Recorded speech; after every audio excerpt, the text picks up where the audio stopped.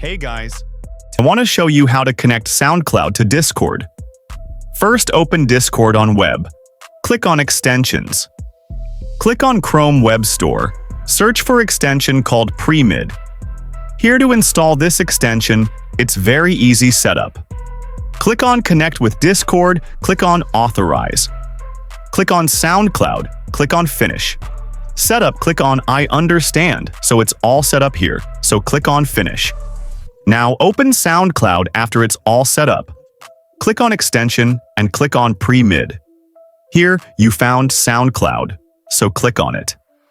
And you can check these options, show settings, such as show current song, etc. So you can just adjust this as you want. And that's it, guys. You successfully integrated Discord with your SoundCloud app. If you found this video helpful, don't forget to like and subscribe.